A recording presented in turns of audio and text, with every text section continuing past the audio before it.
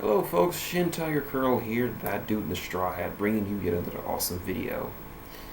Well, we're living in some weird times, especially in the political spectrum of things.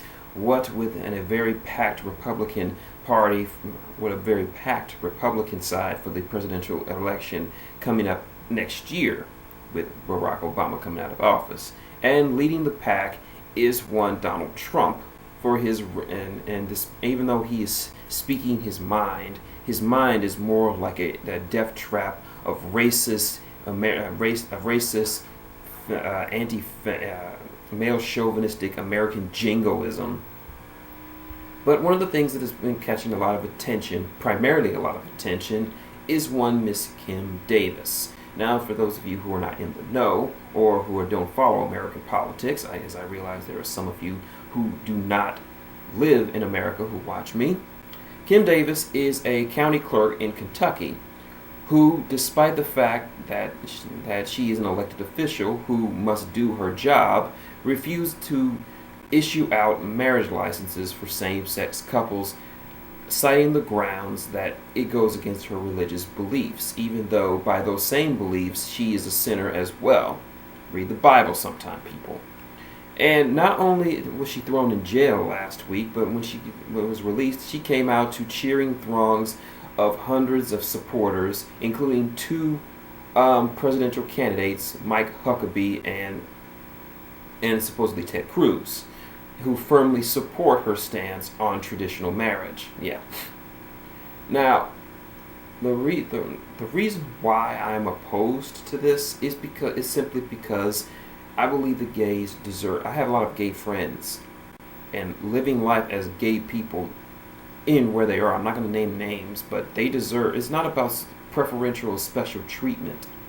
It's simply about rights that all Americans deserve and should get, instead of just a privileged few.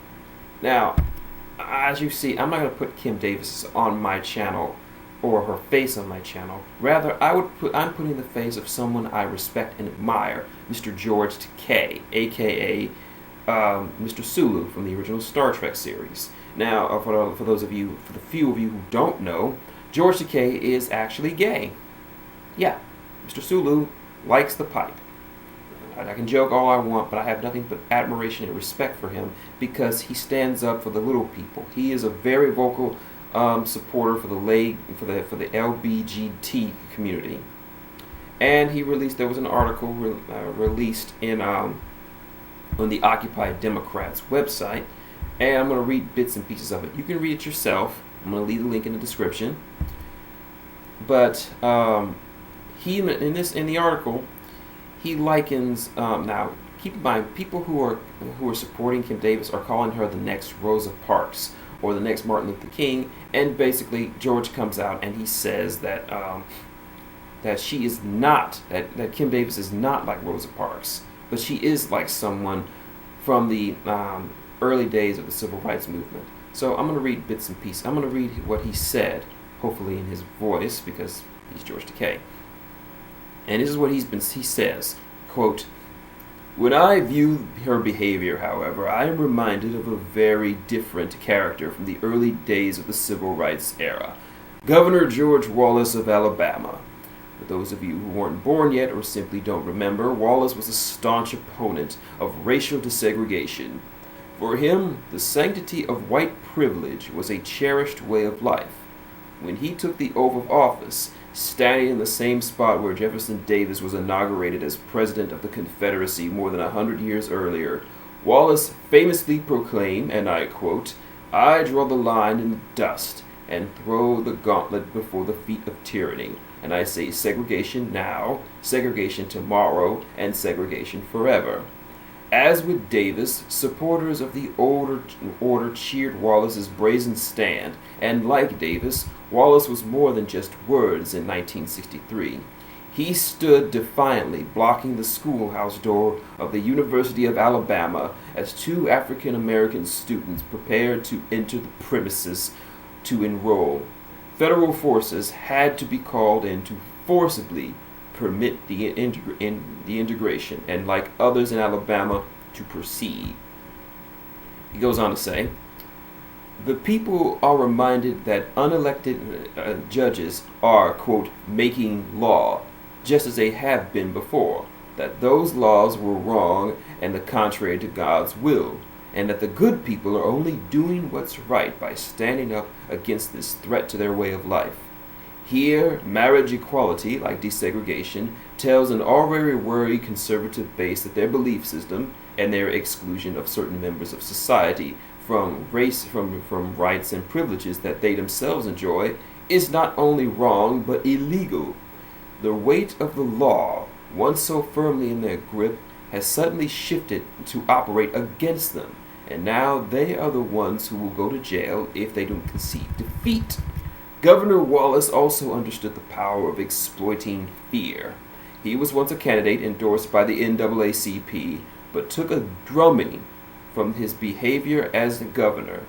Then Wallace discovered that Alabama voters were genuinely afraid of what desegregation would mean in their communities, and he shifted quickly to run on a staunchly segregationist platform. When asked why by 1962 he started using racist message in his campaigns, Wallace was blunt. Quote, "You know I tried to talk about good roads and good schools and all these things that have been a part of my career and no one listened. Then I began to talk about niggers, and they stomped the floor." Happily, the days when overtly racial discrimination and segregation are championed by social conservatives are long past. Imagine instead of denying a license to a gay couple, Miss Davis had sought on religious grounds to deny a license to an interracial couple. She likely would have been fired on the spot, and no politician would have rushed to stand by her side, no matter how sincerely held her religious convictions were. Discrimination based on sexual orientation is headed in a similar, inevitable end in the dust heap of history. But along the way, there will be opponents like Davis who remind us that social change means social displacement and a recalibration of what is acceptable. As with Governor Wallace, decades from the day Davis stood her ground, we will no doubt look back and wonder above why so many stood with her. And once again, George Takei brings up a very good point. This whole situation is very similar to the civil rights movement of the 60s and 70s. Basically, it's a bunch of bigots who are opposed to having their way of life challenged, even though the law of the land says that their way of life is wrong. And there is no religious. You can claim religious freedom all you want, but it doesn't change the fact that this is wrong. We are in a country. These are the same people who champion how great America is and how we're so above all the other so-called third world countries, and yet we still treat certain classes of people like second-class citizens who don't deserve these rights simply because they're not the ones in power. This is not about religious freedom. No, this is about the privilege that a certain sect of people have enjoyed under the law, and the fact that they could wave it around in the faces of the people that they are either consciously or unconsciously oppressing. In this case, gays and lesbians. They have always said that before this year that gays don't have the right to marry, that traditional marriage is between a man and a woman, even though the Bible doesn't specifically state that. They say that they're fighting, they're doing this because Jesus doesn't like gays, even though he never said. You can look this up. He never said on any occasion that gays were wrong. He never spoke about it. But the one thing he did speak about, one of the few things he was adamant to condemn, that was being married repeatedly. He was not a proponent of divorce or repeated marriage. In his own words, he said that divorce and remarriage were akin to adultery and should be burnt and we should go to hell. There are a lot of things the Bible actually says that people seem to forget. This is the thing that I don't like when people do. They cherry pick the Bible. When they have something wrong and they find something and they feel like they're losing something in their lives, they look through the Bible and they cherry pick what they want to see. And it says right here, marriage between gays is wrong. So they're going to run with that. But then the smart people come out. There's a clip famously from The West Wing where Martin Sheen pretty much slams down a woman who tried to use the Bible to justify her homophobia, and pretty much said, okay, if we're going to believe that, how is it wrong for me to ask how much I could sell my daughter for? Or is it wrong or how about if I ask someone, how much should I stone my mother in public or in private because she wears fabric of two different colors? Because the Bible says there's a lot of things that a lot of people are doing nowadays that justify them either going to hell or being killed. As for mentioned, you can sell your daughter or any member of your family for a given amount of money into slavery. It says so. You're going to hell if you're wearing fabrics of two different kinds, like cashmere or polyester. I don't know. So if you're wearing a mixed wool type of clothing, you're going to hell. You wearing gold rings, you like to show it off, going to hell. You're not supposed to do that. Handling the hide of a dead pig, i.e. playing football, going to work on the Sabbath to provide for your family, not good. You like bacon? You really like bacon? But too bad. That's automatic ticket to going to hell. See, the Bible says a lot of things, but people only cherry pick what they want to hear. But when they bring this stuff up, they said, oh, it's not to be taken literally. This is the whole thing with the entire Kim Davis situation, is that they're glorifying her bigotry, her racism. We're supposed to be beyond this, and now we have presidential candidates and elected officials basically saying that it's okay for her to break the law as long as it fits in their own worldview. Yeah, what about that guy in New York City who was choked to death for breaking the law? What about that guy who was running from a cop because he was scared of going to prison for late payments on his child support? He got gunned down in the streets.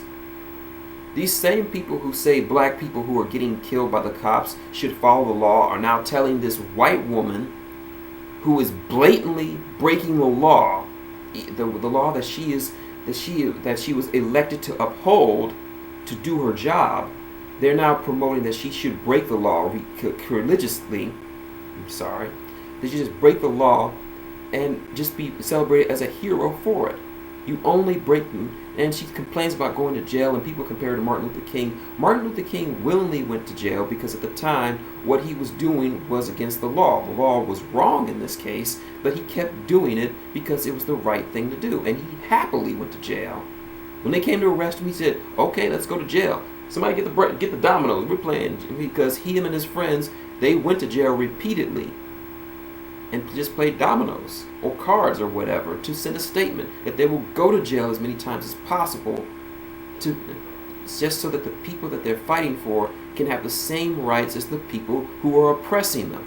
This is the same thing. Gay people don't want special treatment. They just want treatment the same as everyone else. Don't you think they deserve that? So, but anyway, if you haven't seen, there's a lot of memes that have been going around, and they're right about people who still do their job.